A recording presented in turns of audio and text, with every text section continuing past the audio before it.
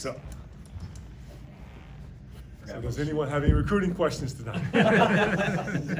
No recruiting questions? No. Forgot about snow, didn't you? Sorry? You forgot about snow in Miami. No, actually, what was it? On a vacation, it had to be like All-Star break. Okay. Weirdly to say, but my family, we used to always go to like Aspen Okay. and spend like an All-Star break in Aspen, Okay. out of all places. So I guess you get a beach in Miami, so you're used to a Yeah. beach, you're used to the ocean. Yeah. Sometimes I still used to like to go to the beach. But on a serious note, I just want to say, I want to give respects to the men and women, our veterans out there who have sacrificed for this country, for me and you and others. So I just want that to be put out there and known. We appreciate them. Also, I want to give a prayer and condolences to Cassius Winston and his family. I know he lost his brother. I know his family going through a tough time, so prayers for Cassius and his family to get through this tough time. What do you see from Creighton on film? Well, Creighton's a very up-tempo type team. They play a four-guard offense with a big who's at 6'7". They're a fast team.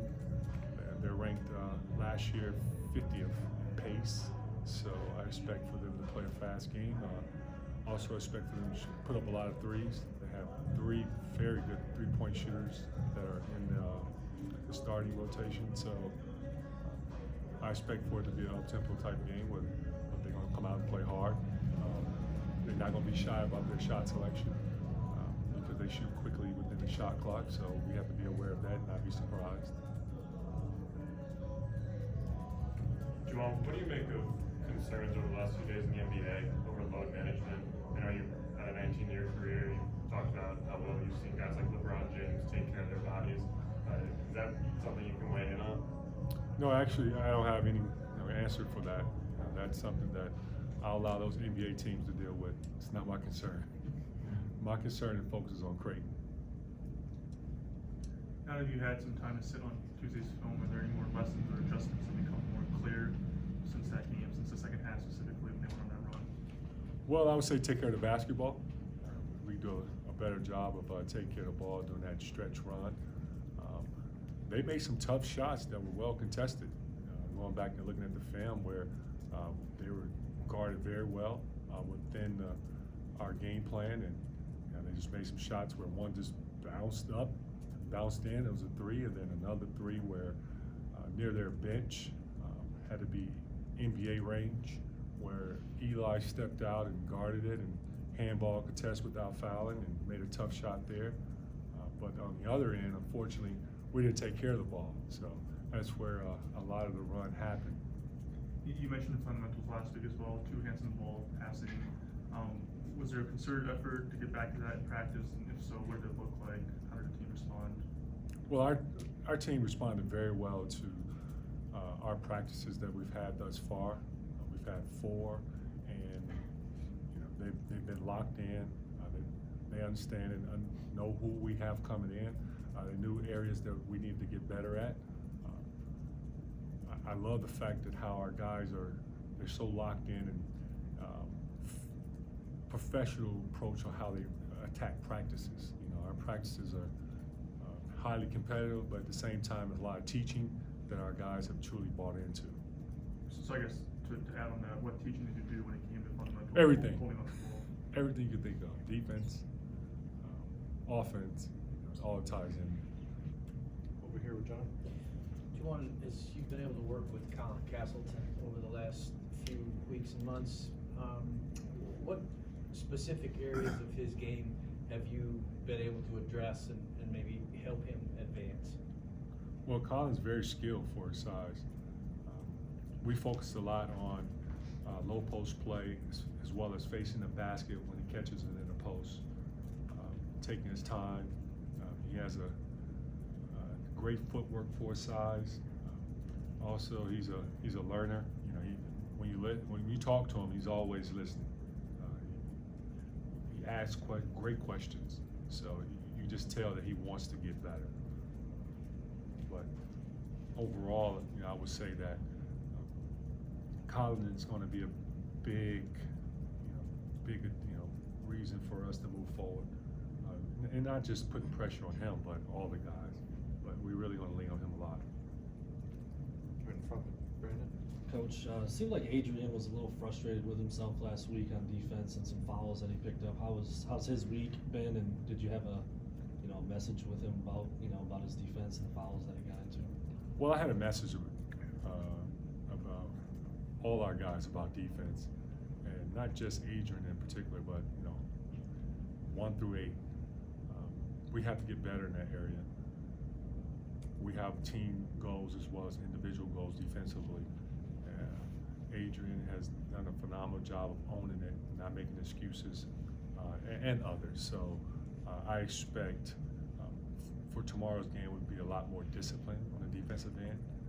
Fortunately, I can't have a guy like Adrian and Xavier on the bench for that long.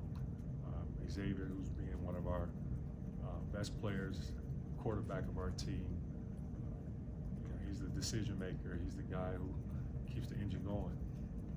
But I'd rather have him on the floor than sit next to me. Stay right there with Chris. Do you have a timetable on Franz as to a game that you're pointing to get him back? No, I do not. Okay. I would just do a really good job of listening to our medical team. I know that they have the experience in that field, and they will advise Franz as well as myself on what's the best timetable of his return. And then with Xavier, what was your message to him after the game? Not his typical game here, obviously. And what was your word to him? Well, Xavier's, he holds himself at a high level of, when you talk about accountability. So he'll go back and watch film like he's done individually by himself, but we've watched it as a team, and he's owned it where he's felt it wasn't one of his best games, and he expects to come out and play a lot better than what he felt he played last game. On your right with Andrew. As far as Xavier, just the point guard in general in your offense, can you shed some light on sort of how much is on that position's plate, what you have to spend on there? Excuse me. Well, our offense is generating the starts with our guards, especially the point guard position. They're the guys that get you into your sets and get you organized. And, they know their offense. They know each and every spot where each and every guy needs to be. So I need our point guards to be playing at a high level and playing their best. And I trust with the point guards that we have in place. Sometimes Eli will get a chance to play point guard, and David Jujulia. So they know that they're much needed, and their production has to be there in order for us to have a best chance to win a ball game.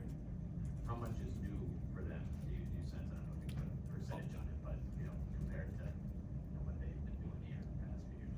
Well, I mean, pretty much the vast majority of it is new. Daniel? Now that you have the chance to go back to the film, what did you make of the looks with Teskey on the floor with Colin or with Brandon, kind of multi-big man look? I love it. Yeah. It's been effective for us. John is an excellent passer, high IQ player, always going to make the right play, never going to try to do anything that he cannot do. I understand his limitations, but also with his strengths, we're going to take full advantage of. And with Brandon, with his activity and energies, he's been ready every time his name is called on. He's been able to produce. So has Colin. I wish I could get them all minutes, equally minutes, but realistically, it can't happen. A couple guys have talked about Colin's three-point shooting. Is that something you see in practice? Does he have the green light in the game? Colin, he can shoot the ball this summer.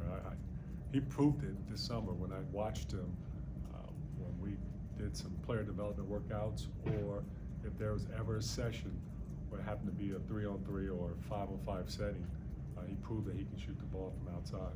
And he's been working on it in practice, on his own. Zach? You had, I think, 5 guys with career highs in minutes, a lot of newness, new roles. You guys in the lineup, you guys making key shots. How has that progression gone and then being acclimated and then with a maybe bigger game, higher energy, what's your message to them for tomorrow? Well, you know, besides John, Xavier, Eli, and also Isaiah, the rest of the guys pretty much, this is new to them as far as playing, you know, a big, let's say what, 10 plus minutes per game. So they're sophomores. It's a learning curve for them. Yes, there are expectations, but I trust with the rotation that we have that they can get the job done. It's a part of the process of each and every game of getting better, and they will. James? Juwan, I guess going back to when you first arrived, you made the first soft film on Eli Brooks. I guess what you've seen from him in these first few games, I guess how much of a different player does he look like? Is there any certain areas that maybe stand out? Well, I've said it, I don't know if I told you guys this, but Eli's a high IQ ball player. He just grasps things so quickly, and he's a combo guard. Now I understand why he played his freshman year. To my understanding, Coach Beeline played him a lot his freshman year, and you know, we need him, man. He shoots the basketball, he defends well, he plays hard. The teammates love him, coaches, we enjoy coaching him.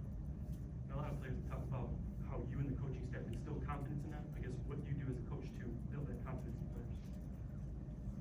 Hey, I'm sure all of them know I trust them all, and I will continue to keep doing what I'm doing to encourage our players and let them know that I'm their biggest supporter. Brendan? You mentioned having Xavier next to you for extended time that last game. When it comes to a player picking up 2 fouls in the first half, do you have a hard, fast philosophy on playing guys on 2 fouls or playing guys in foul trouble, or is it case by case, game by game basis? Well, you have to read time and possession. That's a part of the process. Do I have a rule? I'm not gonna say I do have a rule. It's a part of reading the game. Maybe a case by case basis, and it also depends on the opponent, who he's guarding. So I'm not gonna sit here and tell you that when he picks up 2 fouls that he's always gonna sit the first half. You might see him like he did. He came in at the end of the game for that one possession. I'm not gonna tell everything. If you haven't learned that yet. And how much of it is trusting a guy to play without fouling? Well, yeah, that's a part of it too. You know, having trust in, you can't do it with everyone. You know, you have to do it with the guys who you feel that are smart enough, disciplined enough to be able to know that they have 2 fouls and that they can't risk getting that 3rd foul. It also depends on how important that player is in his role and your team hopefully finishing the first half, but then also need him for the second half of the game where he can play, where he has 3 fouls to give, well, 2 fouls to give instead of 1. It's a read thing, it's a trust thing. Over here with John? You obviously weren't around when this schedule was put together, but what do you think of what you have facing in the next few weeks, and what do you want out of non-conference schedules in the future to get you ready for the Big Ten? I love competitive non-conference games because the Big Ten is an extremely competitive conference. If you look at the Big Ten each year, they're putting 6 or more teams in the NCAA tournament. So if you want to prepare for the Big Ten schedule, you have to play some non-conference opponents that are teams that you may see if you are fortunate enough to make it to the NCAA tournament. Those are the teams like, for example, let's start off with North Carolina, Oregon, you can add Iowa State in the mix, Creighton, Louisville, yes. Those teams get you ready for the Big Ten for sure. And I know we have a tough schedule that's coming quickly. And I'm not looking past any other opponents, so please don't get this twisted. We're taking this one game at a time, and right now I'm focused on is Creighton. Juwan, you were talking about it being a trust thing with fouling and all that. I'm curious as to how someone maybe earns that trust with you. Well, it's a part of learning, reading the game and knowing the game and knowing your personnel. Chris? Without naming names, recruiting, obviously the early period, are you expecting to get letters of intent this week? I'm keeping my fingers crossed. All right.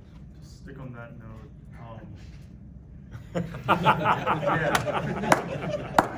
But that's on me, man. It's not your fault. That's on me. Yeah, going back to what I asked last week, I mean, what have you learned the most since you started doing this, just in terms of recruiting as a head coach, entering your first early sign period? It's very competitive out there. I've said it before to this crew, as well as many others, that when I took the job for the 2020 class, I had to hit the ground running, and I knew I was behind the 8 ball because there are a lot of other schools that have been recruiting the 2020 class maybe 2 years ahead of me, if not 3. So I was working extremely hard, and will continue to keep working hard to be able to sign and recruit that fits Michigan. And that comes from as far as the right student, as high character player, and the skill level that fits our program. Did that accelerated timeline with some of those guys, did that affect who you targeted, just in terms of schools that have been on them for a while? Well, I don't know personally why some has decided to commit earlier before the April signing period. I know that we have worked hard. Me and my staff have done it. And I give my staff a lot of credit as well too, working extremely hard to find the right players that fits this program. Yes, there are some players that we lost out on, but we were right there in a race. Do I believe in more victories? No. I believe in getting the job done. No, that'll do it. Thank